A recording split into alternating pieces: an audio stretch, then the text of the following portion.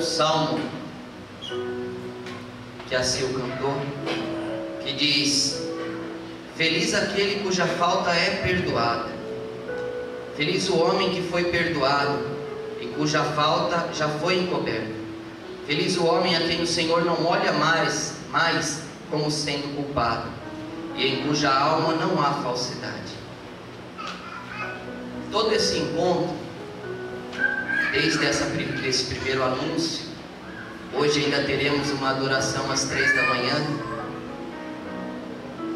Todo esse encontro, tudo que vamos ter aqui, as adorações, as pregações, é para que a gente entenda que Deus nos ama, que Deus não nos condena, que quem olha acusando a gente é o demônio ou nós mesmos.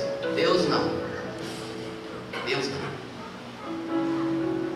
Quase sempre a tática de Satanás é, quando você vem para as coisas de Deus, começar a tentar na sua cabeça dizendo: mas você faz isso, você faz aquilo, aí fica agora de véu na missa, ou de crucifixo na celebração, nas adorações, querendo colocar em você a dúvida e também a insegurança de estar diante de Deus, como se essa voz de condenação viesse de Deus, mas não vem de Deus. Nesse encontro eu sei que Deus trouxe, e ainda amanhã vai chegar muita gente ainda. Nós, como somos, com nossas dores, pessoas com depressão, com tristeza, sem norte, mas Deus te trouxe aqui porque ama você. Você não estaria aqui se Deus não tivesse escolhido você para estar nesse encontro. Então todo esse encontro quer aproximar seu coração do coração daquele que te ama, que te espera, que te amou primeiro. Eu pedi para os músicos ensaiarem uma música para a gente cantar junto aqui antes da reflexão. Essa música é uma música que eu ouvi no primeiro encontro na igreja católica que eu fui em 90 ou 91, estava eu e o Pi. A gente foi lá em Cruzeiro, no Rebanhão, e cantaram essa música, e essa música mexeu muito dentro de mim na época, que vinha de um mundo fora, uma vida longe de Deus, e ali eu entendi que Deus me amava, e essa música me fez ver Deus de outra forma, ver que o que me causava dor não era que Deus me julgava, mas que eu me julgava, que eu me condenava, e que a partir do momento que a gente confessa diante de Deus nossas fraquezas, a gente se sente livre, a gente se sente feliz, e é assim que Deus quer ver cada um de nós nesse encontro. Pegou, Silvio? Conseguiu? Se pegaram hoje, se falhar alguma coisa, não tem problema.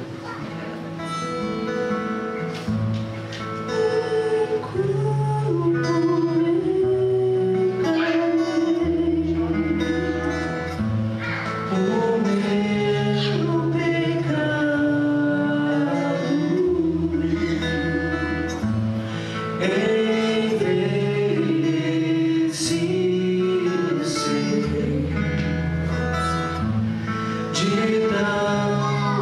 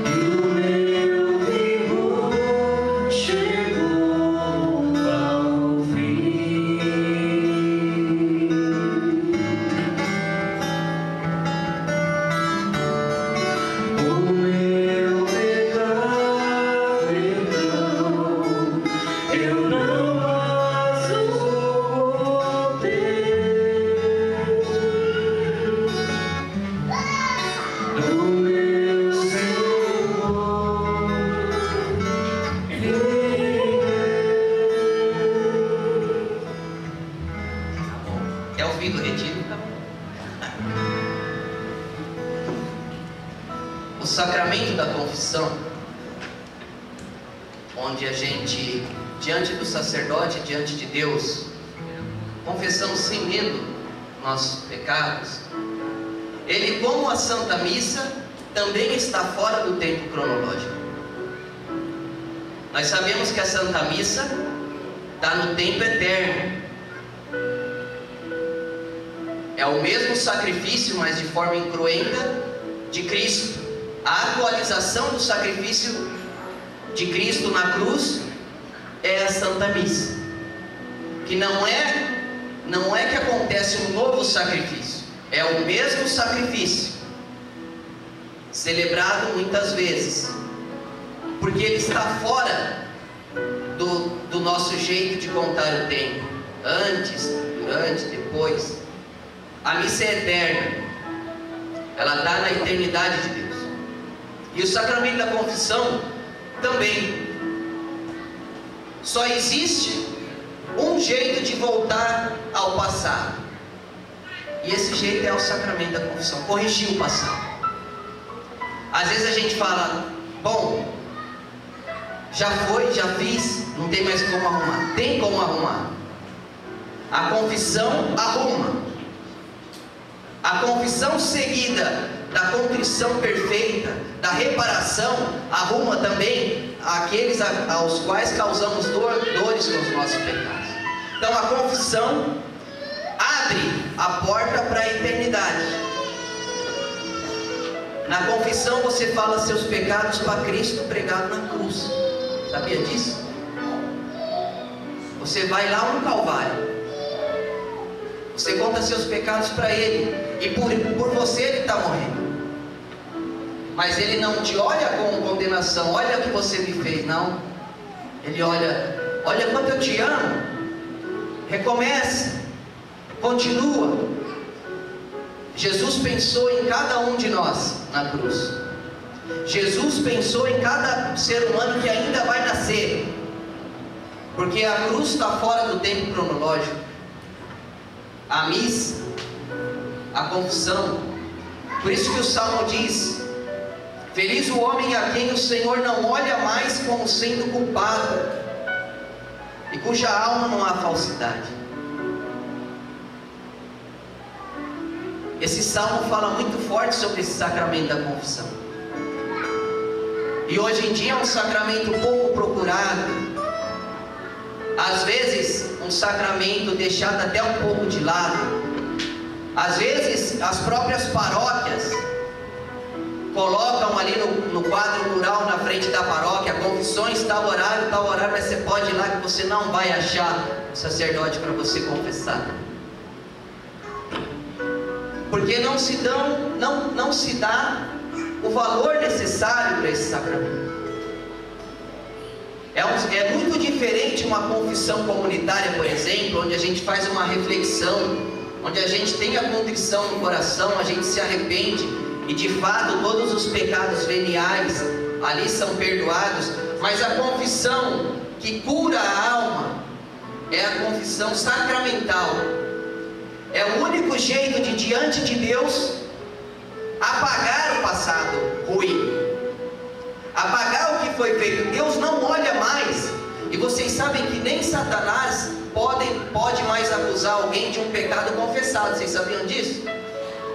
Por exemplo, em alguns casos de exorcismo, o demônio lança às vezes na cara de quem está rezando os pecados das pessoas. Ah, mas você fez isso, mas se o pecado foi confessado, não faz. Uma vez o padre Serginho ali no Caxingui, veio um rapaz para ele rezar, e a gente já tinha chegado cansado do encontro, e tinha lá uma pessoa, o padre atender, mas nós não sabíamos se realmente era uma pessoa com problema espiritual, se era só mais psicológico, assim, e o padre estava muito cansado. Então chamamos para a capela lá de baixo da igreja, e o padre entrou, e para ver se era de fato uma presença demoníaca ou se era só uma carência afetiva, um problema psiquiátrico ou psicológico, o padre disse assim: quem é você? E A pessoa disse que era um demônio. E o padre falou: você é um demônio? Ele disse que era. O padre disse: então conta meus pecados. Ele falou: você não tem, porque você confessou ontem à noite com o padre Alfredo.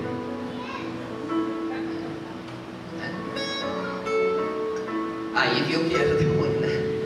Aí se fez a oração. Então, nem o demônio pode acusar alguém de um pecado confessado. Mas às vezes, infelizmente, a gente confessa, mas continua a se culpar. E isso vai desanimando, e isso vai deixando a vida, cada vez a vida de fé mais difícil, mais melancólica, mais depressiva, porque a gente não crê de fato que aquilo foi apagado. A gente não crê de fato que a confissão é válida, que a confissão apagou o pecado. Primeira coisa, diante da cruz de Jesus, quando nós nos abaixamos para confessar: confiança. Nós se aproximamos de Cristo não como quem se aproxima de um juiz, mas como quem se aproxima de um Deus de amor,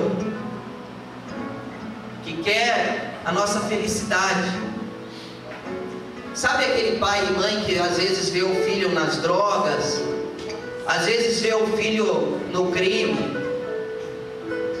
Se esse pai e essa mãe vê o filho voltando, chorando, machucado, sujo, ou preso, esse pai e essa mãe vai olhar com uma caridade enorme para ele, vai desejar mais abraçado do que ele deseja ser abraçado.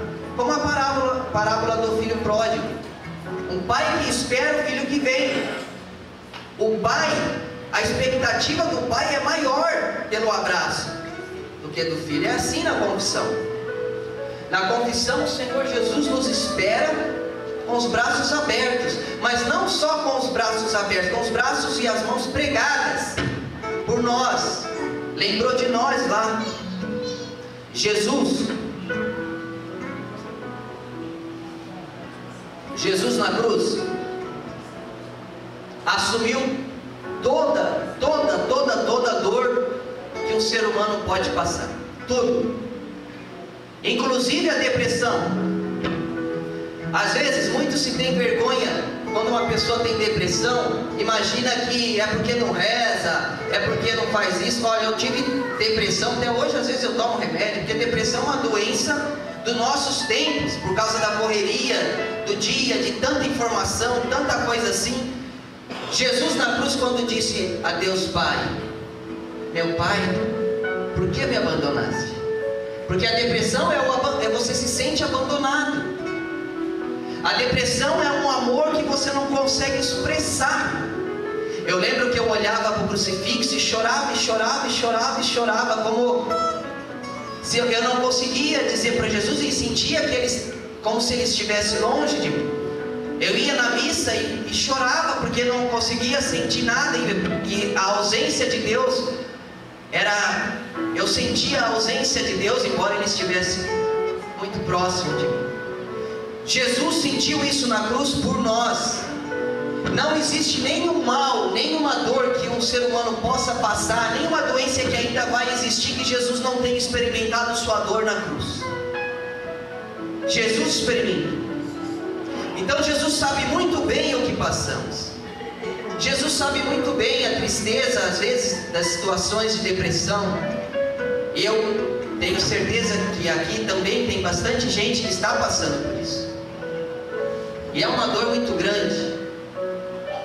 Eu, antes de ter ficado com depressão, há 3 anos atrás, eu sempre trabalhei mais de 18 anos com os pobres de rua, e a maioria, 99,9% dos moradores de rua tem problemas psiquiátricos, depressão, pânico, esquizofrenia.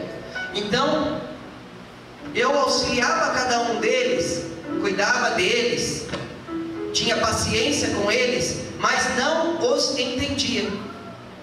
Eu não entendia.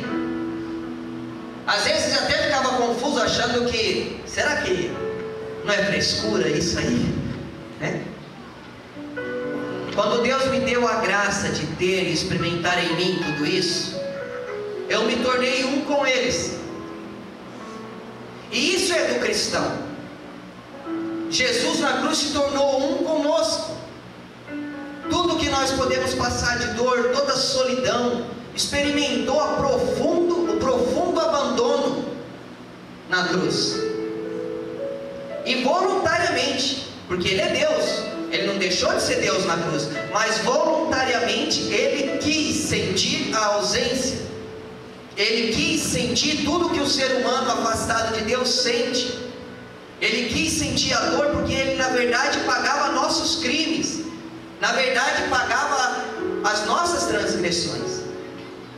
Na verdade, cada pecado que já foi confessado, e aqueles que ainda vão ser confessados, e aqueles que nem vão ser confessados, todos eles estavam lá diante dele. Todos eles. Na agonia de Cristo na cruz, antes da cruz, no horto, Jesus suou sangue. Os psiquiatras dizem que numa situação de profunda depressão e agonia, a pessoa pode chegar a suar sangue. Então vocês imaginam o que Jesus sentiu no Horto das Oliveiras, o terror que Ele voluntariamente se expôs,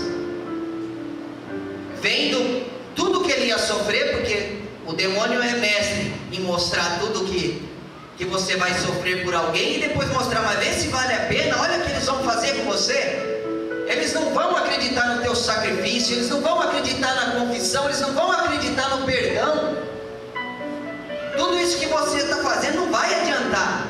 E Jesus viu cada um de nós, e Jesus suou sangue por nós.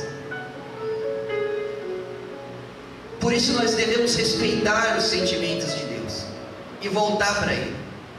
Dói mais em Jesus a fuga depois do pecado do que o próprio pecado. Entenderam? Dói mais no coração de Jesus quando a gente foge dele depois de ter cometido um pecado, quando a gente se esconde, como Adão e Eva se esconderam aqui na primeira leitura. Dói mais em Jesus quando a gente, por causa de um pecado, se afasta dele, do que o próprio pecado cometido. Dói mais em Jesus quando a gente não acredita na cruz, não acredita na confissão, não acredita no perdão, não acredita no amor de Deus. Nessa primeira leitura,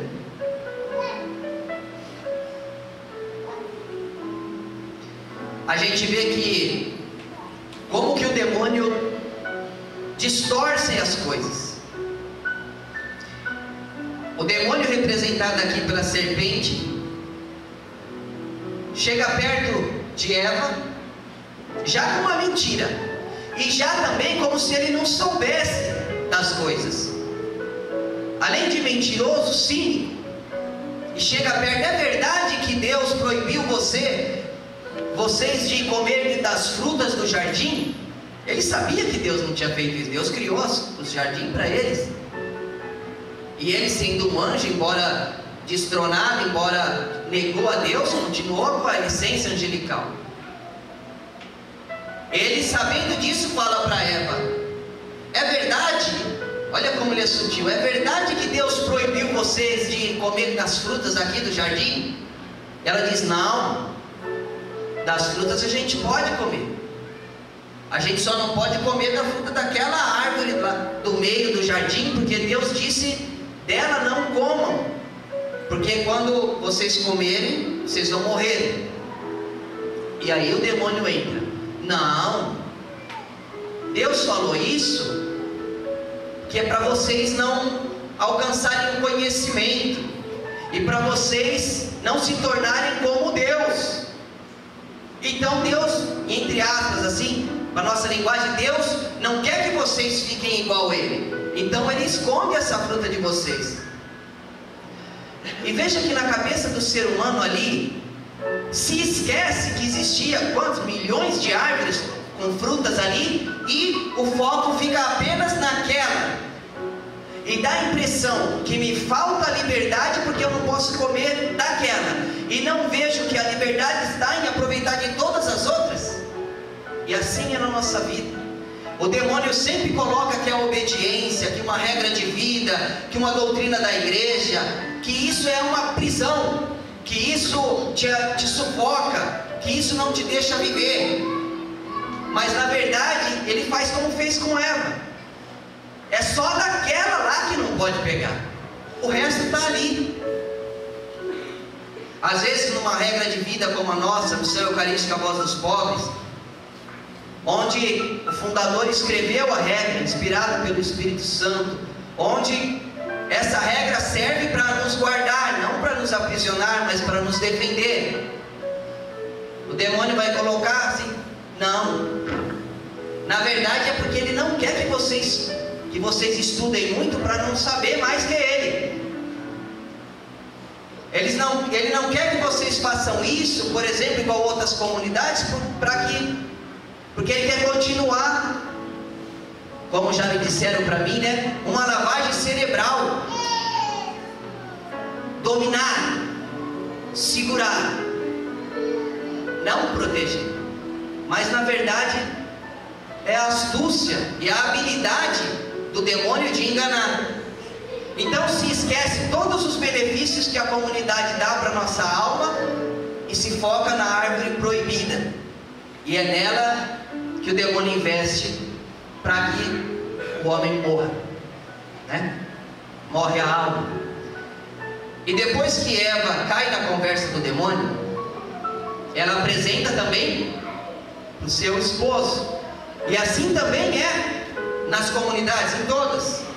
Sempre quando alguém desobedece, também carrega com ele alguém. Começa a fazer a cabeça dos outros, virar contra a liderança, virar contra a regra, virar contra a igreja, virar contra os documentos da igreja, como se tudo ali fosse uma proibição e não um aviso de não mexa, isso é perigoso, igual um quadro de força, está ali, não pode mexer ali, perigo de morte. Quando a gente desobedece, a gente quer fazer isso, botar a mão ali. Ah, vou morrer, não tem nada ali, só que a eletricidade é invisível, põe a mão, morre.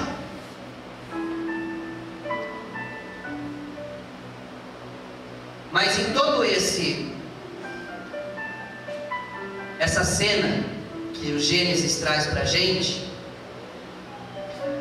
o que mais causou dor em Deus não foi a desobediência deles terem comido o fruto. Foi, primeiro, não pedir perdão e não reconhecer a culpa.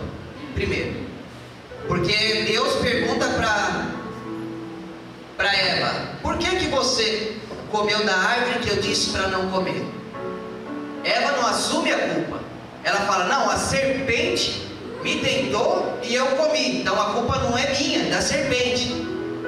E aí pergunta para Adão: e você, por que você comeu? Porque a mulher que você foi do meu lado me ofereceu, então a culpa era de Deus e de Eva e da serpente, mas não dele. Porque se eles tivessem pedido perdão, seriam perdoados. Em nenhum momento eles pediram perdão. Isso doeu mais em Deus.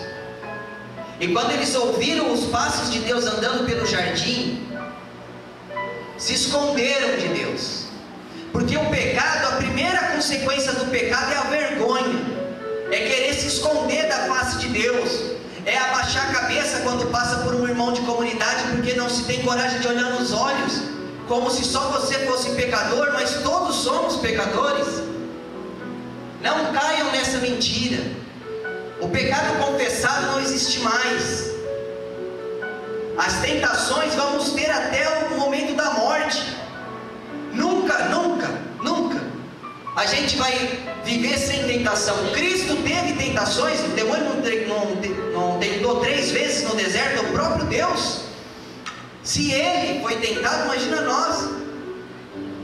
Então a tentação, de nossa parte, devemos lutar contra ela, mas ela não vai acabar. São Jerônimo, com 90 e poucos anos, dizia assim num escrito dele, São Jerônimo que traduziu a Bíblia para o latim: Ele dizia num dos escritos dele, com 90 e poucos anos, dizia assim: as tentações da carne, da sexualidade, hoje em mim, com 90 e poucos anos, são mais fortes do que quando eu tinha 18. Com tanta caminhada, com tanta adoração, com tanta confissão, a tentação permanece, porque ela é o fogo que purifica a alma. A gente só percebe se tem virtude verdadeira quando ela é confrontada. Por exemplo, um time de futebol só vai saber se ele é bom mesmo. Às vezes tem um monte de nome de gente boa ali, mas só vai ver se é bom mesmo na hora que jogar contra outro, que for confrontado. A mesma coisa os lutadores, ele só vai saber se aquilo que ele faz no treino vale de verdade quando ele for confrontado. E assim é na fé também. Existem muitos guerreiros de fé fora de batalha que são muito bons, mas que na batalha não são bons, são covardes. Só dá para ser guerreiro de Deus diante das batalhas. Por isso que Deus permite a tentação. Não é um castigo, é uma purificação, é a pedagogia de Deus, devagarzinho, ensinando, nos mantendo no nosso lugar, para que o orgulho não tome o nosso coração, porque o orgulho pode levar a gente para o inferno. As fraquezas não. As fraquezas, quando são reconhecidas, te levam para o céu, para Deus, para a confissão, para a busca, para a contrição, arrependimento. E é muito diferente arrepender-se do que ter remorsos. Na Bíblia a gente vê dois casos muito parecidos. Os dois negaram Jesus, só que são atitudes depois completamente diferentes. Judas negou Jesus, traiu Jesus, mas não acreditou, como Adão lá atrás. Judas não acreditou que poderia ser perdoado, e diz a palavra de Deus que ele, movido por remorsos, foi e se enforcou. E Pedro, que também negou, que também foi covarde, que também traiu Jesus, Pedro chorou aos pés de Jesus. Ele conhecia Jesus, porque ele não só andava com Jesus, ele estava com Jesus. Às vezes a gente anda muito com Jesus, mas não estamos com Jesus. E na hora H isso vai fazer toda a diferença. Na hora H, na hora da prova, na hora da dor, vai fazer toda a diferença daqueles que andaram só com Jesus e daqueles que verdadeiramente estavam com Jesus numa comunhão de coração. Na nossa comunidade a mesma coisa. Não adianta só andar de marrom, não adianta só estar na comunidade, é preciso ser comunidade, é preciso ser com Jesus, é preciso ser um com os pobres, numa atitude verdadeira, numa atitude simples, acostumar que Deus age nas coisas simples, não buscar, como eu disse na direção espiritual semana passada, não buscar uma santidade angelical, porque nós não somos anjos, nós buscamos uma santidade real, que o ser humano pode alcançar com a graça de Deus, uma santidade para o ser humano, não para os anjos. Os anjos é outro tipo de santidade. Quando a gente busca uma santidade dessas, de tentar ser imaculado, porque imaculado só a Virgem Maria e o Senhor Jesus, quando a gente busca esse tipo de santidade, a gente se frustra, a gente desanima com as quedas, com as fraquezas, a gente vai desanimando, a gente vai se condenando, a tendência é ir se afastando, se escondendo de Deus, se escondendo da comunidade, se afastando cada vez mais longe, porque aquilo que você buscou era inatingível. A santidade que nós devemos buscar é a santidade real, a santidade real, com os pés no chão, nas coisas pequenas do nosso dia a dia. É isso que Deus espera de nós, a busca da santidade. Quando diz assim, sede santos como o vosso Pai é santo, Jesus nos deu esse conselho, não para que a gente fosse imaculado como o Pai, porque a gente nunca será. O Papa ainda disse, não nos é pedido para ser imaculado, mas que busquemos a santidade com a verdade da nossa vida. Jesus estava dizendo, sede santos como o vosso Pai é santo, dizendo, Deus imaculado fez o quê?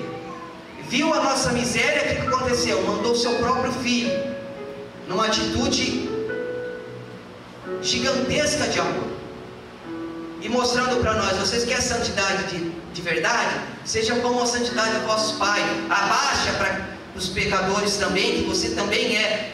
Busca aqueles que estão lá embaixo, não julgue os que estão caídos, não queira apagar ainda a mecha que ainda fumega, não queira acabar de quebrar o caniço rachado.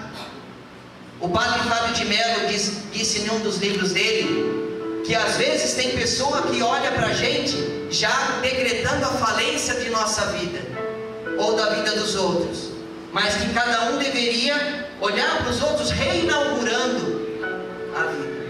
É isso que é: sede santos como o vosso Pai é santo. Sai de si mesmo para ir ao encontro dos outros. É essa santidade que eu espero, não é essa santidade fingida, diabólica, santidade entre aspas, diabólica, que te afasta dos outros, que te isola, que te leva para a frustração e depois para a depressão e às vezes até ao suicídio. Eu conheci gente que se suicidou.